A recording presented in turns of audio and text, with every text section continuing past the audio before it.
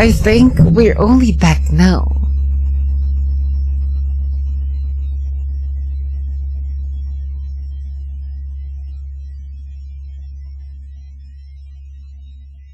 That might have taken a while. But I guess here we go. Good job, Amy. You're first. You're first.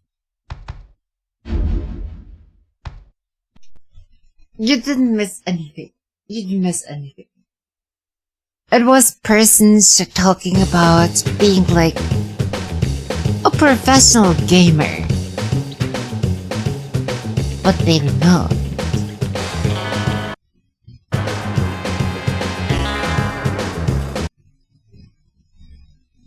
So, pretty much, we thought about going for Venom, but Rhino decided to freak things up for us. Yes. Don't do ads. No. No. Yuck. Yuck. Yuck. We're going to do a good night story. Yes. We're going to do a good night story.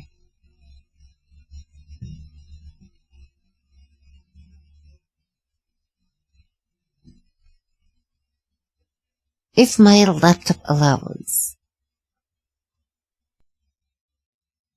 Because my laptop might be like, yeah, no, Banana, you're not having a good night story today.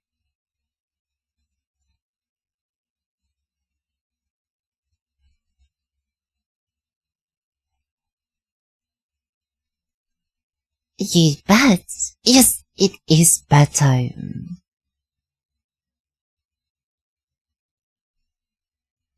I'll start in 5 minutes. Frick those ads. I'm going to use all my snoozes for today. So there will be no ads today. None.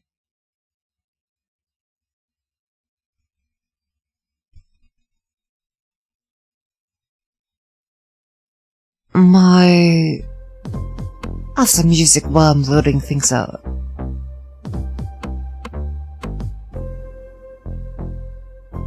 Because the laptop might be a little bit crashing. Tiny amount of crashing. A healthy amount of crashing. Always.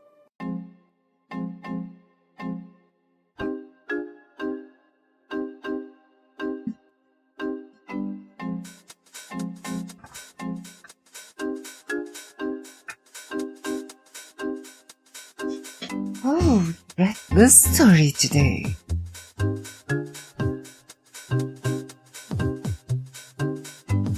Super! Welcome in, Q. Please ignore all the random things that are happening. Just blame technical issues. Yes, yes, just blame technical issues. We do that here. She's legally blind. I am. How did you know, James?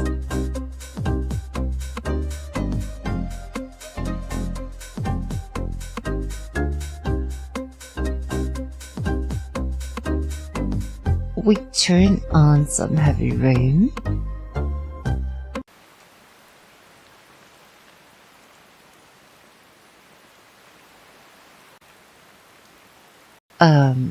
It's working. We have this background today. Wowies. I just got home from 3 hours of walking. I ate like a birch when I arrived. Yeah, I can imagine. It's like a lot of walking.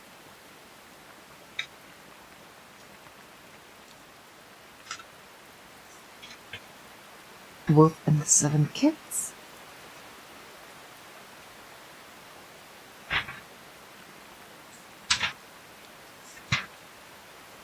Oh wow, okay, this one seems like a long story, so instead I'll be telling 2 shorter ones today. I hope that's okay with you guys.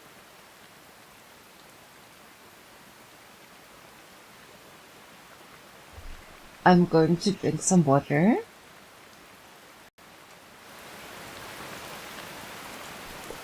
before I start reading the goodnight story. Yes.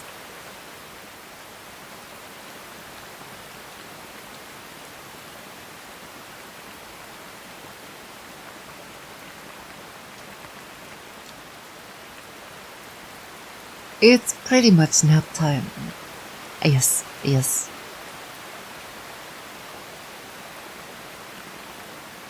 The following story is called The Nightingale and the Blindworm. Once upon a time, there lived a nightingale and a blindworm, each with one eye. For a long time, they lived together peacefully and harmoniously in a house.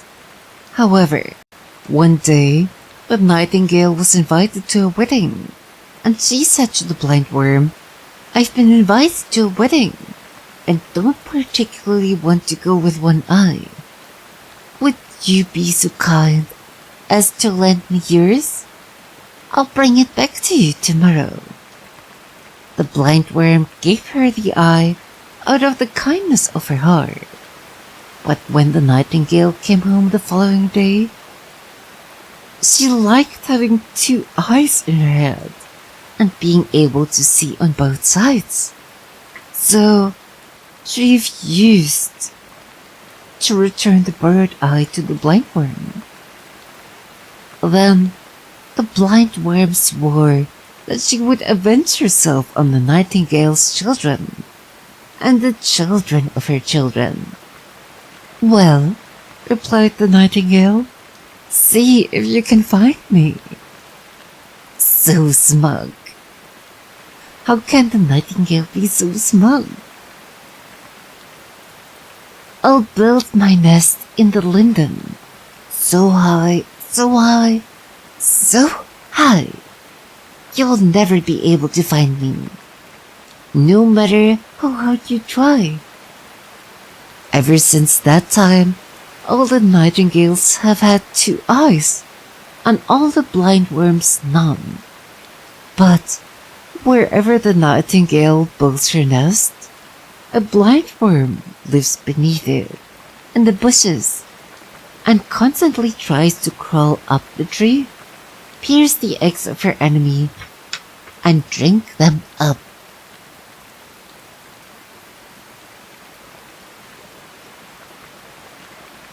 So it's pretty much an old school revenge story, isn't it? The blindworm got betrayed, and all the kids of the nightingale and their kids pretty much swore eternal revenge against the nightingale.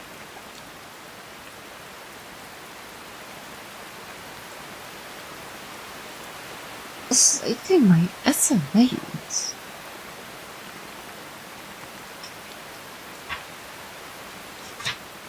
I have to find another short story because otherwise you'll get a force fed some ends. There we go. There we go. The next story is called Nasty Flags Spinning. Surprising, I know, right? In olden times, there lived a king who loved flag spinning more than anything else, and his daughters had to spin the entire day. If he didn't hear the wheels humming, he became angry. One time, he had to take a trip, and before he said his farewell, he gave a large casket of flags to the queen and said, "All this must be spun by the time I return." The princesses became distressed and wept. "If we are to spin all of that flags, we have to sit the entire day, and we won't be able to get up at all." But the queen replied, "Console yourselves. I'll certainly help you." Now, there were three especially ugly spinsters in the realm. The first had such a lower lip that it hung beneath her chin.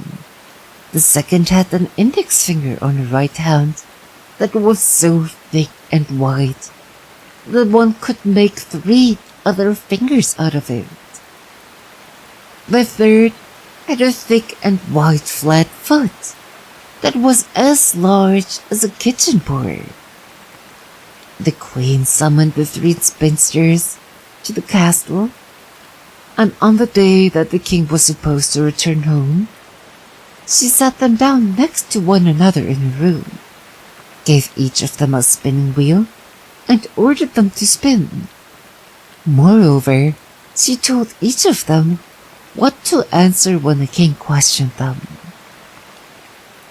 As soon as the king arrived, he heard the humming of the wheels from a distance, and he was so glad that he intended to praise his daughters. However, upon entering the room and seeing the horrible spinsters sitting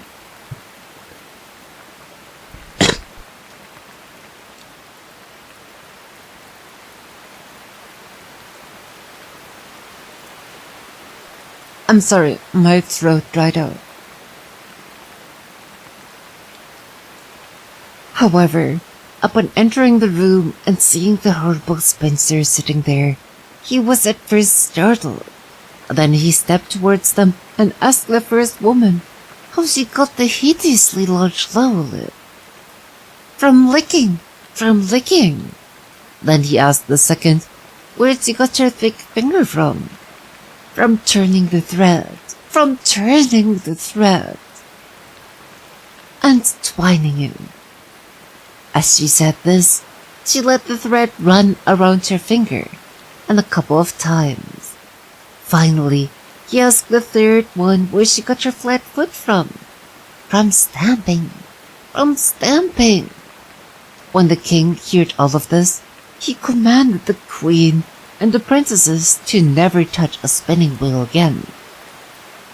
And this is how they rid themselves of their agony.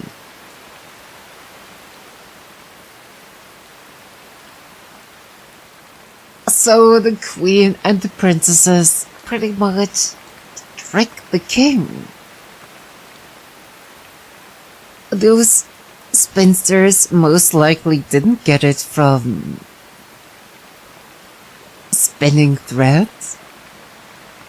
It was a weird story, right? Like the moral of that story is like, lie to your husband so your children don't suffer? Maybe? I guess the moral of that story is to have ugly friends that would lie for you. Thank you for that moral, Emmy. And thank you guys for hanging out today. Thank you for the bits. Thank you for the subs. Thank you, most importantly, about hanging out. I really appreciate you guys hanging out with me.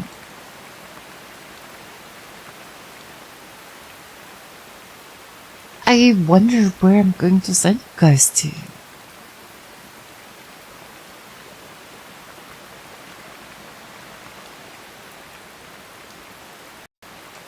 Are you guys feeling a little bit spicy today?